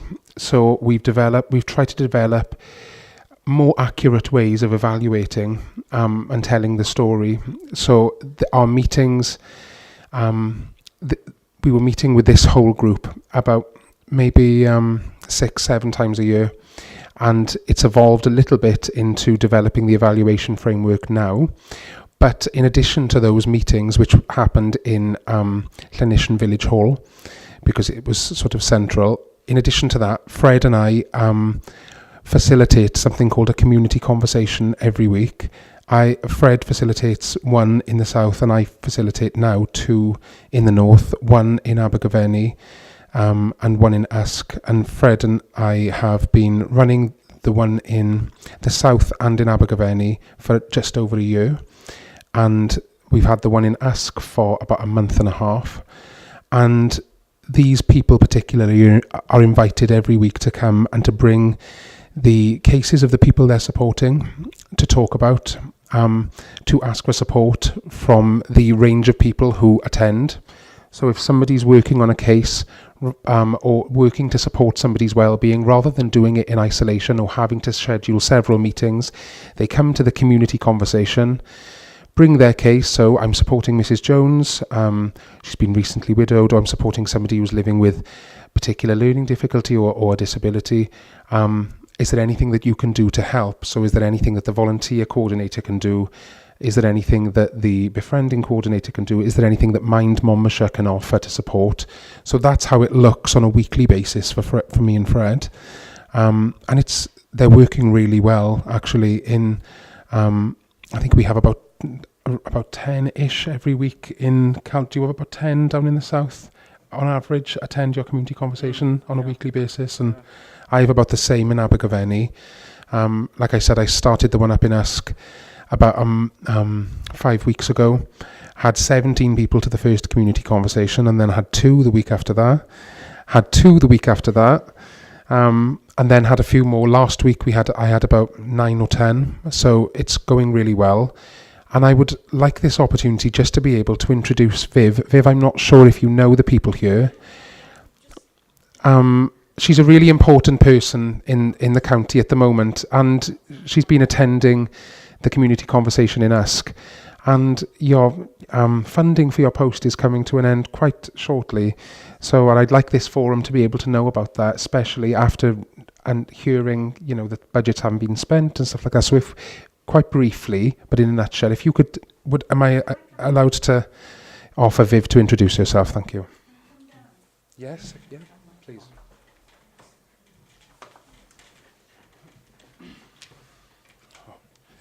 Yeah, if you want to go, I'll come up and after you, or you can stay. Thank you very much. I didn't expect to. Just briefly about... thank you very much. Thank you. I'm conscious that I wasn't... Right. Hello, everybody. My name is Viv Leach, and I'm the Moncare Cooperative Coordinator. How many people here have heard of Moncare? 1 or 2 of you. That's good. For those people who don't know about Moncare, it's funded by the big lottery. The actual organisation was constituted a year ago with the aim of providing a citizens-directed care cooperative service to direct payment recipients in Monmouthshire. We have a very small board of direct payment recipients, parents and carers and PAs on our board, all experience of having direct payments. And throughout the year, we've been raising awareness, have helped with the Wales Co-op for Business Planning. We're supported by Disability Wales, of which I am the only person employed by Disability Wales. And we've recently been commencing a buddying service to help support people on that direct payments journey. We see ourselves as a support service to the local authority. We're intending to set up a PA matching service, which will enable the members who join Moncare, who are on direct payments, perhaps to access personal assistance in terms of holiday cover or sickness cover, or just the fact that their PAs may want more work. So it's going to be a very useful service. But one of the things I'm really delighted about is that Moncare has had the opportunity to join the community conversation that is starting to evolve in, as you say, Usk and Abergavenny, and future Caldicot, am I right? No, it happens in the south. Oh, it happens in the south, sorry. We'd love to have you along. Right. And it was so interesting that it was an opportunity for Moncare to get involved, to meet the people who are actually out there with ideas to support people in the community. And what arose from the last, meeting was the fact that it was suggested that by the fact that Moncare will be utilising its monthly board meetings in the Wellbeing Hub, that we should have a Moncare and Friends attached onto that for people to come and talk, for people in the community, find out a bit about Moncare, find out about coffee morning, coffee afternoon, or whatever, so that people can come and meet and find out all about us and how we can support. And what came out of it was because somebody shared a case study, no names, but somebody who is experiencing a bit of loneliness, somebody who had been very outgoing and very involved in the community in the past, and coming up with solutions to help tackle people with loneliness and to increase their well-being. And it was so great at this community conversation that ideas came up about things that can be run in the hub that will, knitting groups or just because they talked about something in the Centenary Hall. I think it was a walking hockey group, and it's just coming up with ideas, really good. So we're thinking of joined up thinking how organisations like Moncare can work with other organisations. And at the end of the day, it's all about supporting people and giving them a greater sense of well-being and feeling part of the community, reducing isolation. And so, I just think, sadly, I'm only paid until the end of December because the funding has run out. But Moncare board, they may have physical disabilities and long-term health conditions, but boy, their passion and their enthusiasm for this, to get this off the ground, is worthy of note. In fact, there is one lady, she's our treasurer. Unfortunately, she's had accidents twice. I think she's currently now in Mardy Park yet again, poor woman. But, she comes to our meetings, she's at it, she's a social media whiz and engaging with people. So, just because people have got disabilities doesn't mean to say they aren't worthy. Could you leave some of those there? Yes. Oh, well, I've got information here about Moncare. Shall I leave it on the desk? And then you can pick it. What I've actually done in terms of contact details, although my role is ending, and yet if they get future funding, watch this space, you never know if they might get me back. I've given the contact details for our co-chair, Leslie Jones, and her telephone number. And as I say, once a month the board will be meeting in the Wellbeing Hub in Usk, and then enjoying part of this coffee conversation, Friends of Moncare. But they're still evolving.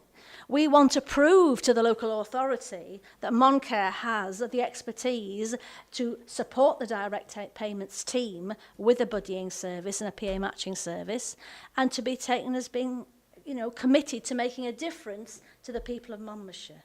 So there we are. I leave it at that. Thank you.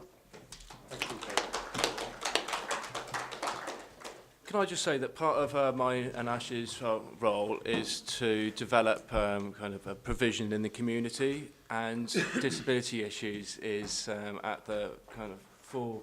It's really, really important to us, and we want to include as many people with disabilities as possible into our groups.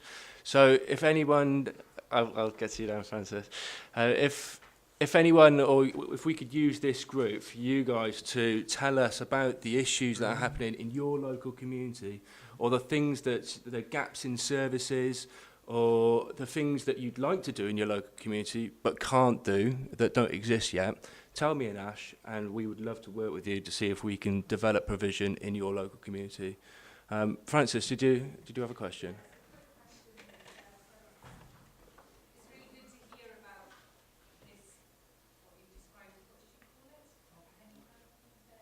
Frog spawn. A honeycomb would be nice, though. Yeah. I just wondered, because I've been involved with, Frindimi, the health board befriending. Well, it's not just befriending. No. They do a lot of intergenerational work, but it is about, the whole issue is around loneliness and isolation. And in the summer, Friends in Me had a massive conference with hundreds and hundreds and hundreds of people invited, and I had to really pigeonhole people from this council to go, because they were very like, oh, don't know where that went in the other, but every other authority was there, you know, in their droves. There were lots and lots of services there, but it was like, and the response I was given was, oh, Monmouthshire is kind of doing its own thing. Well, you know, that's okay to a point, isn't it? But I just think that we need to be, quite rightly as you said, joining up all of these services, because there is so much going on, but it isn't well joined up. And I'm not necessarily advocating, because I sit on the project board of Friends in Me. They're also using it, for example, as a tool to encourage children and young people to go into health and social care professions. So there's an event in December where they're launching some children's books around, you know, basically, I think it's called Billy the Superhero, for those of you that have been involved in that. So it's about a boy who wants to become a nurse because he sees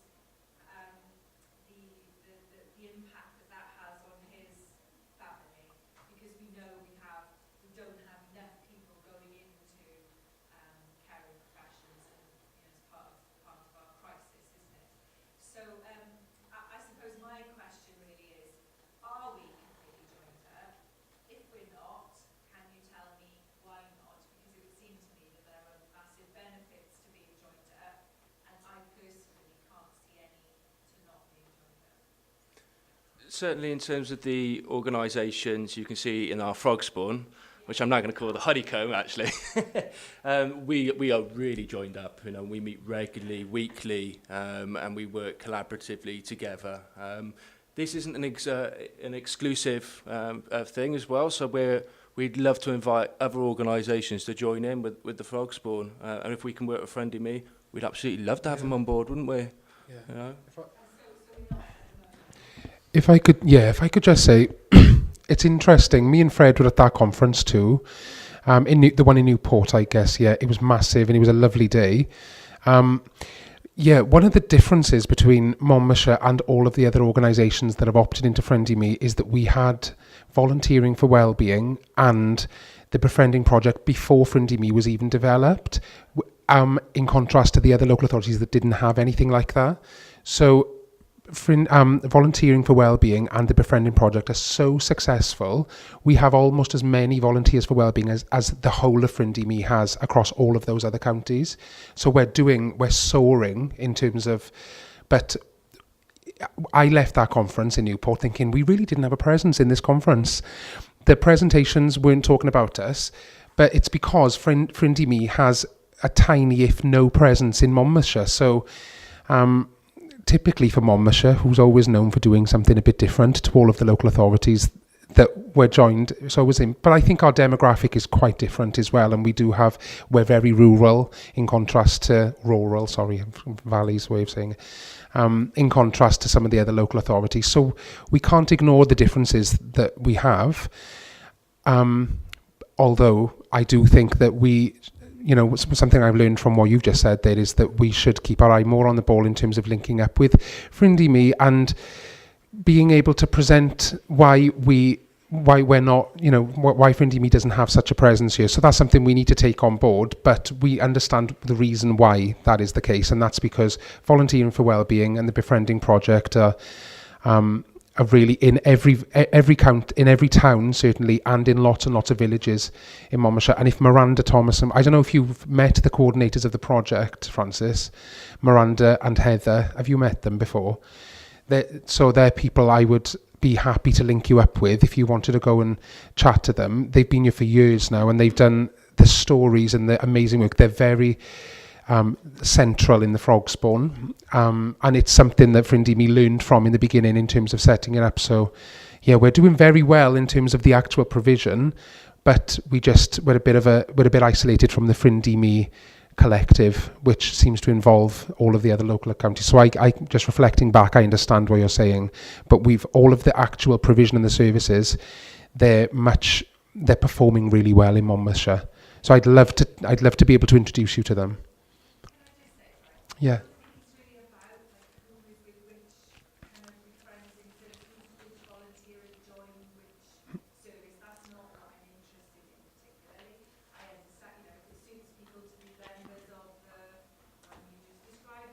Yeah. It's not about the brand. For me, it's about the fact that this is a big issue that exists everywhere. Actually, I disagree with you about just being rural, because the south of the county is 20,000 people living across the M4 corridor, actually the biggest concentration, and that's not particularly rural. So, you know, I think we do ourselves a disservice when we describe the whole county as rural. Okay. To be clear, some of it very much is, but equally some of the other counties have got very rural aspects. Okay. Anyway, what I was going to say though was, for me, it's about that message, that strategic message. So, how do we, if we've got all these volunteers and all these stories and all these things that we work on, influence the health service? Because to me is kind of like the health services response to this issue. Yeah.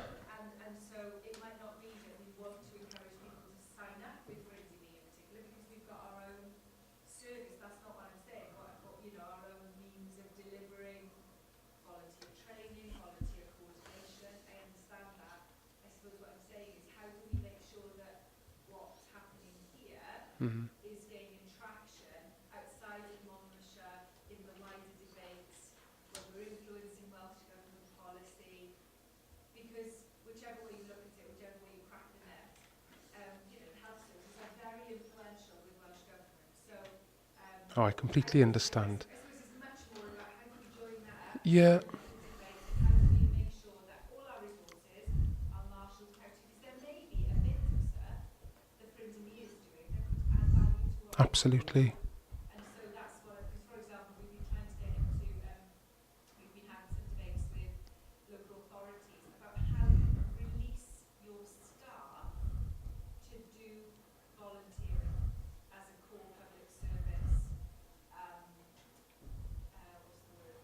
You know, a core value of public service. So not only do we talk about how great volunteering is, but we also release every single one of our staff to do it for be an hour a month, you know, to do something that adds to their own personal, professional development, but also gives back to the wider community. Now that's something, for example, Brindisi is trying to pioneer. So if there's something we can learn from that, if there's some protocols, some agreements, that they're developing, then why wouldn't we want to learn from that and say, okay, how can we do this in Monmouthshire? How can we tailor this?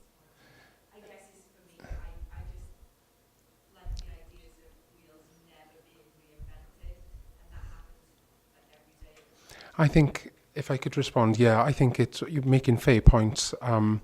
I think regarding your second point about like corporate volunteering, that goes on in Monmouthshire. So MHA have had it for a long time and they love it. There's a lot of people who work for MHA and we're learning a bit from that. So that's sort of Owen Wils's bit. I think he's developing that at the moment. But in terms of your first point, I think I can understand. Yeah, I understand. Like, I think you were sort of saying about the strategic influences and how Frindimi's learning goes directly into Welsh Assembly and influences sort of national policy, whereas volunteering for wellbeing and befriending, they're grant funded, so they don't have that assurance of health, and their priorities have always been place-based and village-based, so their priorities are the actual volunteers and the beneficiaries. They're not as strategic, like Frindimi is so health. So it's a sort of one glove fits all, whereas in Monmouthshire, we're not a one glove fits all. We're like a take it by village, take it by community centre. So it's a kind of a different approach. But I think everybody can learn from everybody all the time. And yeah, I think we need to, this is why we're trying to really knuckle down with the evaluation so that we can do exactly what you're saying and try and get some influence. And we should be working with Frindimi to do that, definitely, yeah. Definitely. Yeah, but it would be nice to, it's the first time I met you, so it'd be nice for you to link up with us so that we can learn from you and take you around and definitely meet Volunteering for Wellbeing and Befriending, because they're they're critical for the well-being of people in Monmouthshire. It'd be lovely.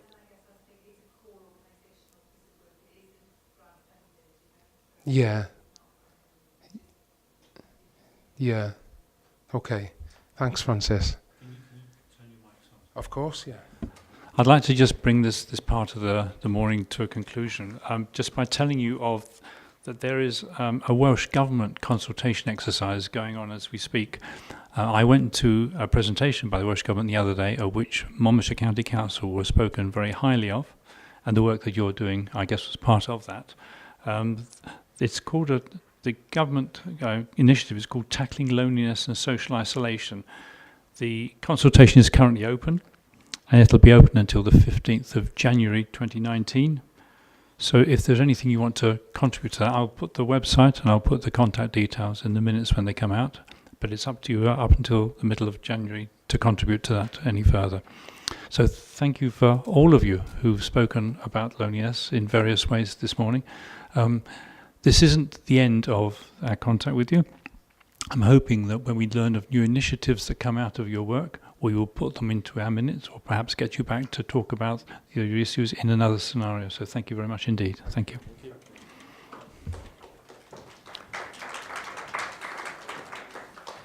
There's just two other things that I want to draw your attention to. I mentioned it earlier that we wanted to make sure that we picked up on any issues that were arising in any of your particular areas.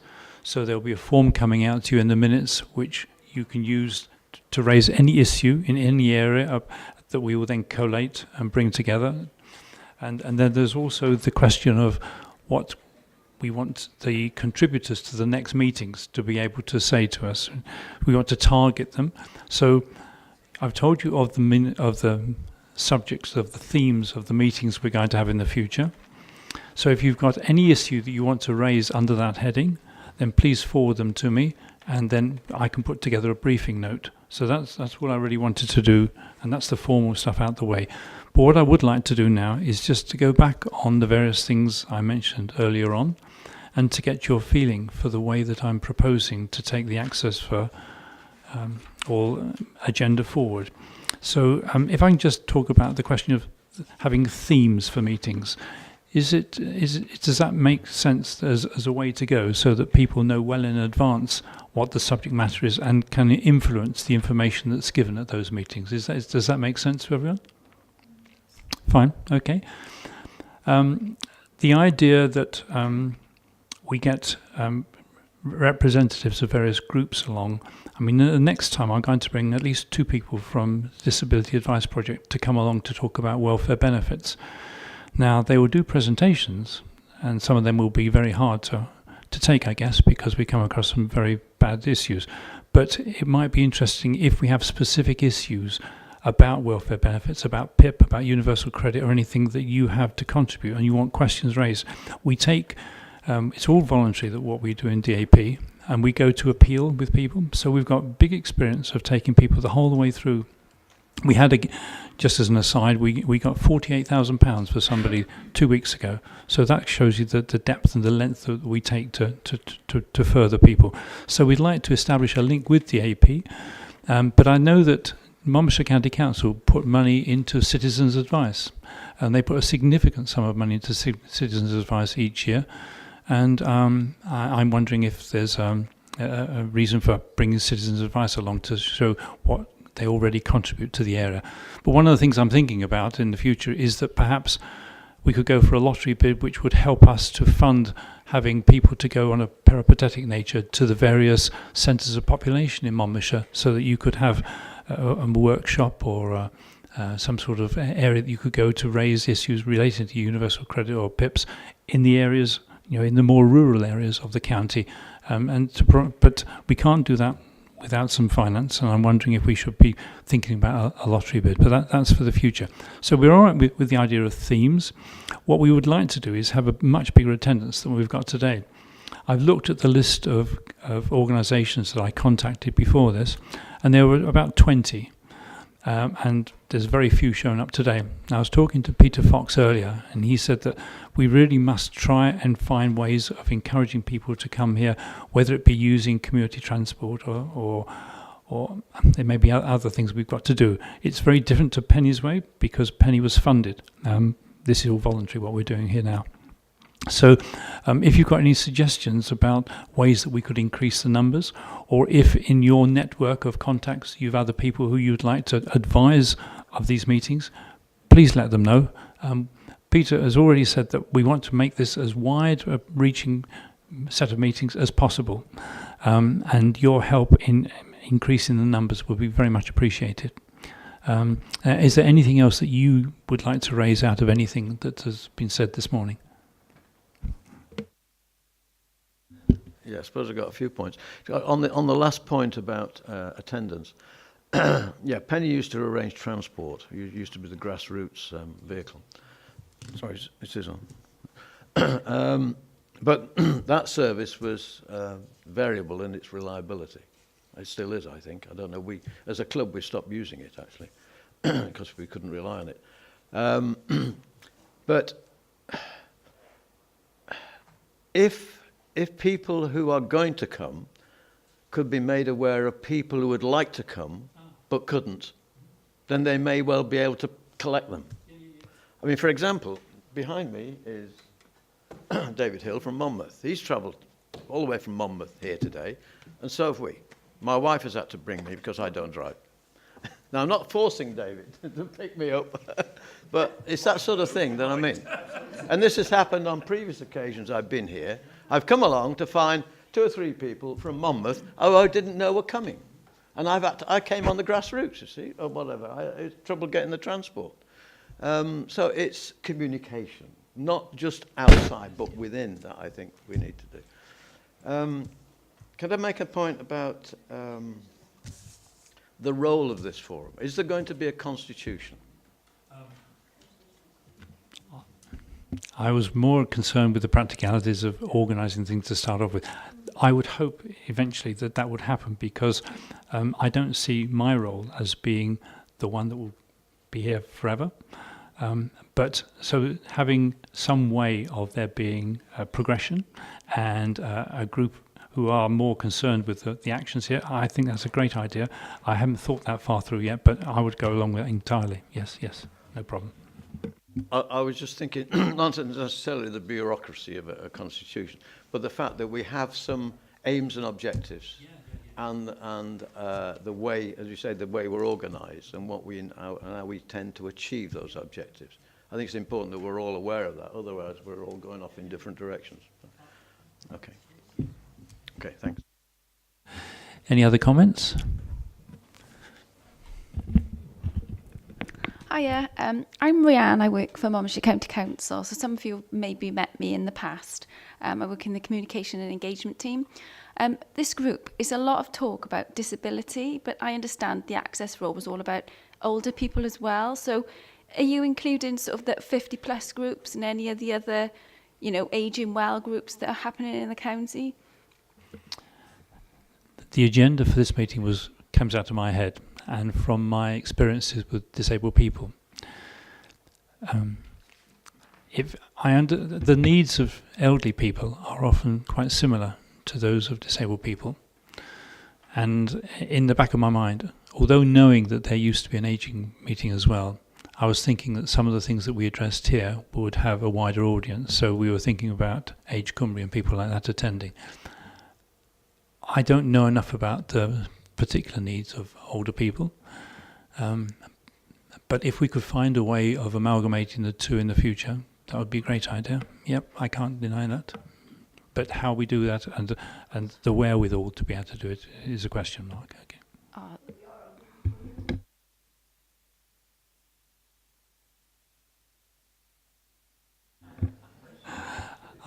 Are there any more questions? Right, sorry. I'm just newly appointed Minutes Secretary and Press Secretary for Monmouth Visually Impaired Club. My name's Angela Hoyle. There's just a comment that I'd like to make, and it's really an educational one, that applies nationwide.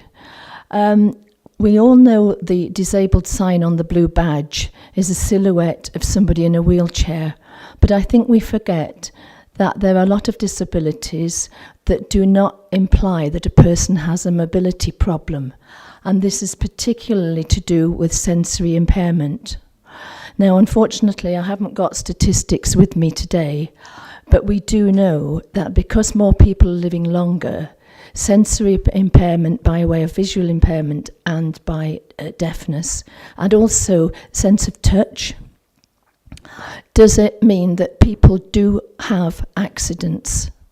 And it is particularly applicable to town centres. Now, a lot of people think that a person who's blind or visually impaired is identified by a guide dog or by a white cane. But the vast majority of people who are visually impaired and not completely blind and are accident prone and in difficulty use neither. And that is the vast majority. We may have about 4 or 5 people that may be identifiable in Monmouth, for example. But the abuse that is given nationwide is now being, I understand, collected nationally, that these people have had abuse. I'll give you one thing that I am not, and forgive me for this language, this is not something I have witnessed myself, but it was something that was reported to me only a couple of years ago, when somebody said they'd overheard a trader in Monmouth saying, "How many bloody blind people have we got here anyway?" This sort of thing is not acceptable, and unfortunately this abuse is going on nationwide. And I understand that RNIB are actually doing a survey into the amount of abuse that is given to people. We do know that there have been other occasions of somebody having had a white stick removed from them because they believed that they weren't really blind. And that young person couldn't get home that evening from the pub. I knew that person was blind because I was teaching him. There is also other occasions where somebody has tripped over with a white stick rather than a long cane over the buggy of a wheelchair, of a buggy of a child's buggy, whilst a mother was waiting for somebody, another child at the end of school day, and was abused by saying, "Why the hell don't you look where you're going?"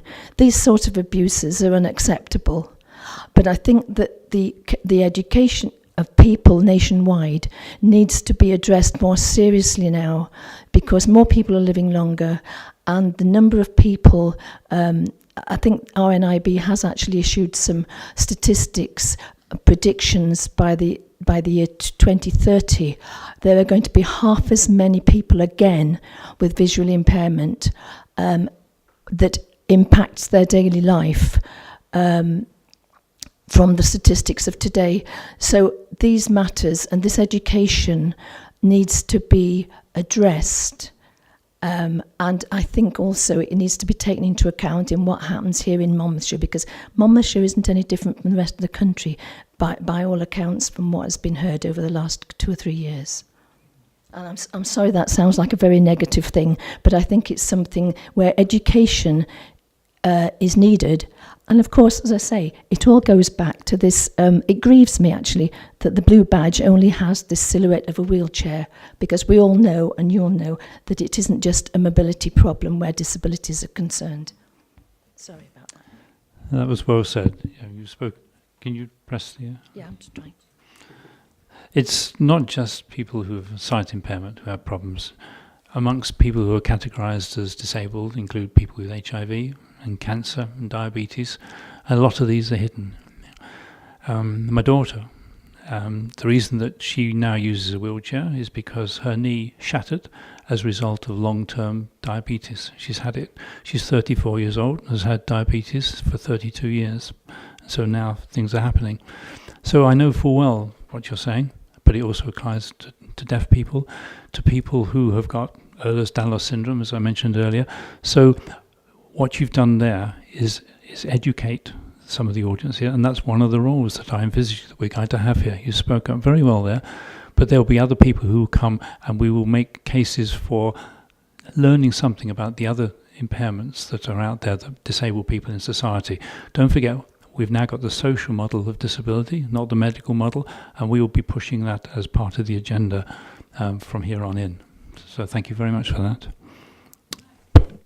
Can I add that that is exactly the same problem that people with learning disabilities and ASD experience on a daily basis as well, because they're quite often hidden disabilities. And we've been working, there's a parent support group across Monmouthshire called Magic, and they've produced some car stickers that say not all disabilities are visual or visible, and they've been trying to sort of promote and push that forward.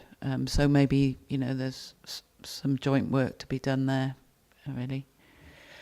The other thing I was going to say, was I did bring along a little video that we made, one of the young people on our project made, about her struggle with loneliness and how the project had helped her to get over it. And it didn't kind of fit in perhaps to where we went with the conversation, but if it's okay by you, perhaps we could include that in the link with the minutes, because it's quite a positive outcome for a way of tackling loneliness and isolation in people with additional needs. Yeah, perhaps if you can send me the link, and I'll make sure it's in the minutes. You brought up one really interesting point there. At DAP, we monitor the impairments that people have who come looking for PIPs and universal credit and all the rest of it. And in the last year or so, the vast preponderance have been with people with a mental health impairment or learning disability. Again, these are mainly invisible, but there is there seems to us to be a large increase in the number of people who need help in those areas.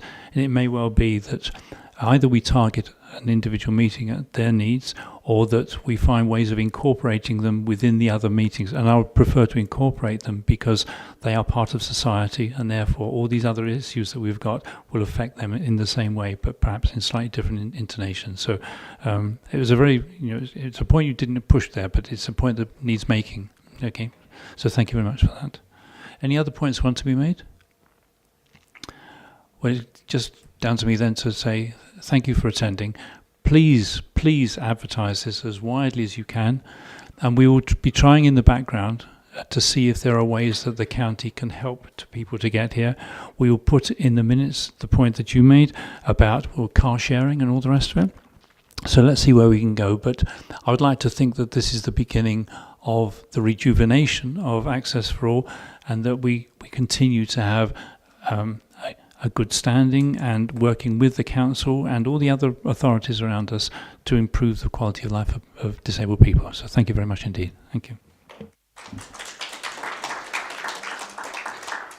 And as the title suggests, Access for All, it's open to anybody. So don't feel that people can't come for any reason. They can come along, discuss their issues.